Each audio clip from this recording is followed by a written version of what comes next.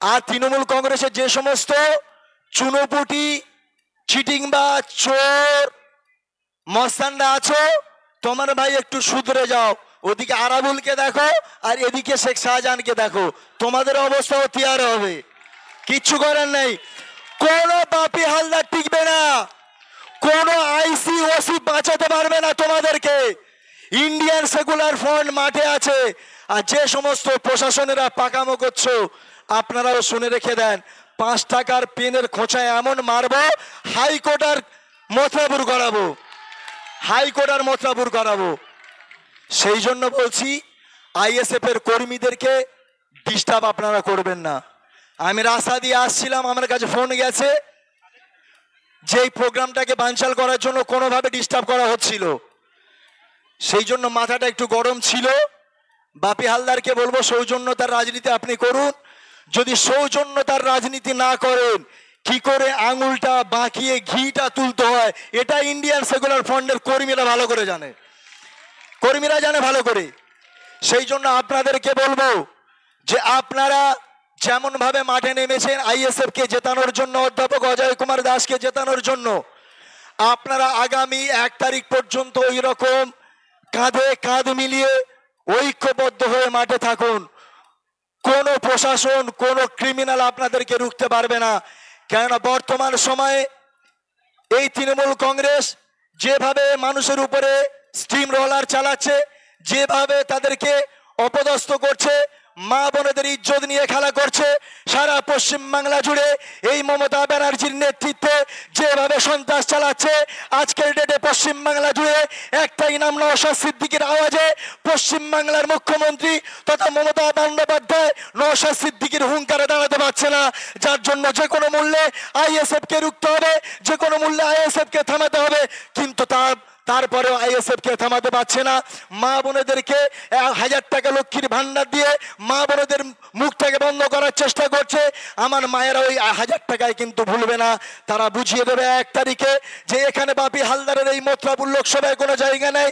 যে বাপি হালদার 100 দিনের টাকা লুট করেছে, যে বাপি হালদার মায়েদের ইজ্জতকে নষ্ট করেছে, যে বাপি হালদার চাকরির দুর্নীতি যার উপরে লাগানো আছে, যে বাপি হালদার রেশনের চাল চুরি করেছে, সেই বাপি হালদারের এই মথুরাপুর লোকসভায় জায়গা নাই। এই জনগণ এদেরকে উৎখাত করবে, বাপি হালদারকে জনগণ উৎখাত করবে। আর যদি বলে মস্তানি করব, 1 তারিখে মস্তানি করবো, আপনাদেরকে বলে রাখছি, তৃণমূলের যে সমস্ত চোর চিটিংমান মস্তানেরা বুথ দখল করার চেষ্টা করবে, সব কটাকে গাছে বেঁধে রাখবেন, সব কটাকে গাছে বাঁধবেন। বলে যাচ্ছে আপনাদেরকে, গণতন্ত্র হরণ যারা করবে তারা হচ্ছে দেশদ্রোহী। আর দেশদ্রোহীদের কি করে ব্যবস্থা করতে হয় এটা আইএসএফ এর কর্মীরা জানে। সেই জন্য বলবো, আপনারা সজাগ হন, আপনারা সজাগ হন। কেন এই মথুরাপুর লোকসভায় বাপি হালদার জিততে পারবে না, আপনাদেরকে বলে দিচ্ছি, ওয়ান ক্যামেরায় বলছি, বাপি হালদার জিততে পারবে না। যার জন্য বাপি হালদার অনেক পলিসি করছে, অনেক পলিসি করছে। অভিষেক বন্দ্যোপাধ্যায় ঢলায় এসে একটা কথা বলে গেছে, আপনারা জানেন, যে এই মথুরাপুর লোকসভাটা জিতিয়ে দেন, দায়ভারটা আমি নেব, অর্থাৎ অভিষেক বন্দ্যোপাধ্যায় নেবে। এটা বলেছিল তো, যে মথুরাপুর লোকসভার দায়িত্ব আমি নেব। এমন একটা অপদার্থ, গরু চোর, কয়লা চোর, শিক্ষা চোর, এমন একটা অপদার্থ ভাইপো, চোর কয়লা ভাইপো, চোর অভিষেক বন্দ্যোপাধ্যায়, সে মথুরাপুরের দায়িত্ব নিয়েছে। কিসের জন্য জানেন? মথুরাপুরটা যেমন সন্ত্রাসে পরিণত করেছে, ডায়মন্ড হারবারটা যেমন সন্ত্রাসে পরিণত করেছে, ওই জন্য ওই অভিষেক বন্দ্যোপাধ্যায় চোর কয়লা ভাইপো, কয়লা চোর, গরু চোর, চাকরি চোর, ও মথুরাপুরের দায়িত্বটা নিয়ে ও বোঝাতে যাচ্ছে যে আমি ওই মথুরাপুর লোকসভায় কাউকে শান্তিতে থাকতে দেব না, সন্ত্রাসে ভরে দেব, সন্ত্রাসে ভরে দেব। কিন্তু অভিষেক বন্দ্যোপাধ্যায়, আপনি এই দিকে মথুরাপুরের দিকে খেয়াল না করে 4 তারিখের পরে যে আপনি তিহারে যাবেন, তিহারের কটা জেল আছে, কটা রড আছে, একটু গুনে রাখুন, কটা রড আছে গুনে রাখুন। সময় ফুরিয়ে এসছে। সেই জন্য এই বর্তমান সময়ে রাজ্য সরকারের বিরুদ্ধে আইএসএফ এর নেতৃত্বে নওশাদ সিদ্দিকীর মনোনীত প্রার্থী অধ্যাপক অজয় কুমার দাস, তিনি একদিকে শিক্ষক, তিনি সমাজ সেবা করে, তিনি মানুষের মেরুদণ্ড তৈরি করে, মানুষদেরকে শিক্ষা দেয়। আর একদিকে আছে কয়লা চোর, 100 দিনের টাকা চোর, তারপরে হচ্ছে ট্রিপল চোর, তারপরে হচ্ছে চাকরি চোর, তার বিরুদ্ধে একদিকে আছে শিক্ষক আর একদিকে আছে চোর। আপনাদেরকে সিদ্ধান্ত নিতে হবে যে আপনারা কাকে পার্লামেন্টে পাঠাবেন, কার দ্বারাই পার্লামেন্টটা ঠিকঠাক মতো চলবে। আপনারা ভাবতে পারেন বাপি হালদার পার্লামেন্টে গিয়ে কি করবে? কি করবে? পিছনে গিয়ে টেবিল বাজাবে? টেবিল বাজাবে না, 100 দিনের টাকাগুলো ওখান থেকে এনে আবার লুট করবে। আপনাদেরকে রুখে দেখাতে হবে। এই বাপি হালদারকে এই মথুরাপুর লোকসভা থেকে উৎখাত করতে হবে। 1 জুনে খাম চিহ্নে ভোট দিয়ে 5 নম্বর বোতাম টিপে অধ্যাপক অজয় কুমার দাসকে বিপুল ভোটে জয়যুক্ত করে পার্লামেন্টে পাঠাবেন। পাঠাবেন তো? বলুন কারা কারা পাঠাবেন? হাত তুলে দেখান, হাত তুলে দেখান। তাহলে এতগুলো মানুষ যখন আপনারা বলছেন, এর কডবল মানুষ যে ঘরে আছে আমরা জানি না। কারণ কি জানেন? কারণ হচ্ছে ভয় তো একটা আছে, শাসকের ভয়।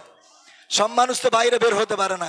তারা শুধু বলছে, অনেকে তৃণমূল কংগ্রেসের এই অঞ্চলের, আমি একদিন র্যালিতে এসেছিলাম, এই অঞ্চলের উপর দিয়ে যাচ্ছিলাম, তৃণমূলের একটা নেতা, এই অঞ্চলের নেতা বলে দিচ্ছি, নামটা বলবো না ভাই, তৃণমূলের একটা নেতা, সে ছুটে এসে আমাদের সঙ্গে দেখা করেছিল। বলছে, ভাই 1 জুনটা আসতে দাও, বাপি হালদারের কি করে 12টা বাজাতে হয়, আমরা তৃণমূলের কর্মী হয়েও আমরা বলে দিচ্ছি বাপি হালদারের 12টা আমরা বাজাবো। এই রাস্তা দিয়ে যাচ্ছিলাম, তখন রেডি আছে লোক। শুধু আপনারা অপেক্ষা করুন, ধৈর্য ধরুন। ওকে হারাবে ওর দলের লোকেরা। কেন জানেন? ও যেভাবে চুরি করেছে, দুর্নীতি করেছে। কেন? তৃণমূলের মধ্যে সবচাইতে বেশি গন্ডগোল হচ্ছে খেয়েও খেয়েও করে, কে কত বেশি খেতে পারে। এখন যার কম পড়বে সে তো টান মারবে, এখন যাদের কম পড়েছে তারা টান মারছে। সেই জন্য বাপি হালদারের হার নিশ্চিত, নিশ্চিত, নিশ্চিত, নিশ্চিত।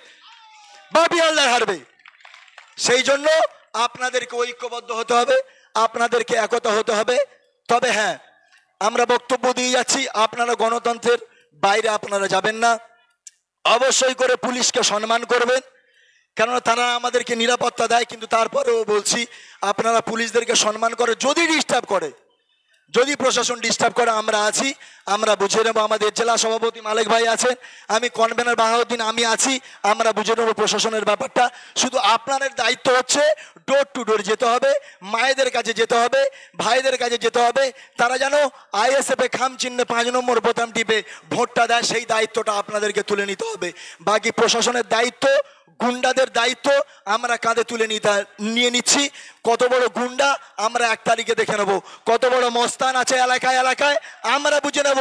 সব মস্তান ভিতরে ঢুকিয়ে দেবো, এইটুকু বলে যাচ্ছি। সাবধান হয়ে যান। আমরা খুব ভালো, খুব খারাপ। আমরা ভালোর ভালো, খারাপের খারাপ। 1 ইঞ্চি জায়গা ছেড়ে দেওয়ার কোনো জায়গা নেই। কেননা তোমরা মা বোনদের ইজ্জত নিয়ে খেলা করবে, আর আমার ভাইদেরকে মেরে জেলের মধ্যে ঢোকাবে, আর আমরা এসি ঘরে বসে বসে শুধু বাতেলা মারবো।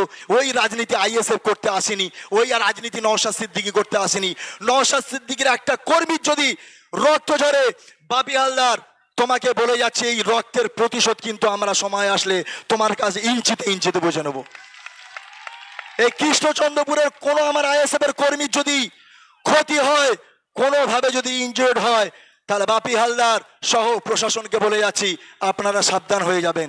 যদি আমার কর্মীর গায়ে হাত পড়ে, তাহলে আপনাদেরকে সাইজ করার জন্য আমরা ঠিক অস্ত্র রেখে দিয়েছি।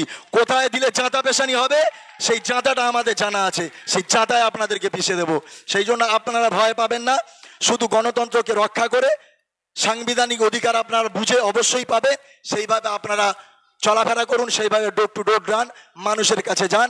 এবং মায়েদেরকে বলবো, আপনারা কি 1000 টাকায় ভুলে যাবেন নাকি? 1000 টাকায় ভুলে যাবেন? কারা কারা ভুলবেন না হাত তুলুন। 1000 টাকায় ভুলে যাবেন না তো? বাকি লোক কি 1000 টাকায় ভুলে যাবেন নাকি? খবরদার, আপনি ভাবুন, আপনার 1000 টাকার জন্য আপনার ছেলের মিড ডে মিলটা চুরি হয়ে যাচ্ছে। আপনার লক্ষ্মীর ভান্ডার 1000 টাকার জন্য আলুর দাম কত হয়েছে আপনি দেখুন। আপনার লক্ষ্মীর ভান্ডার 1000 টাকার জন্য কর্মসংস্থান চলে যাচ্ছে। আপনাকে লক্ষ্মীর ভান্ডার দেওয়ার জন্য রাজ্যের চাকরি চুরি হয়ে যাচ্ছে। আপনাকে লক্ষ্মীর ভান্ডার দিচ্ছে, প্রত্যেকটা জিনিসের দাম বাড়িয়ে দিচ্ছে, আপনাকে লক্ষ্মীর ভান্ডার দিচ্ছে। আপনার স্বামীর কর্মসংস্থানটা এই সরকার কেড়ে নিচ্ছে। আপনাকে লক্ষ্মীর ভান্ডার দিচ্ছে, আপনার বাড়ির যে কাজের জায়গা আছে সেই কাজের জায়গাগুলো নষ্ট করে দিচ্ছে, আপনাদের ছেলে মেয়েদের ভবিষ্যৎ থেকে এই সরকার নষ্ট করে দিচ্ছে। অর্থাৎ এই 500 টাকা 1000 টাকায় আপনারা ভুলবেন না।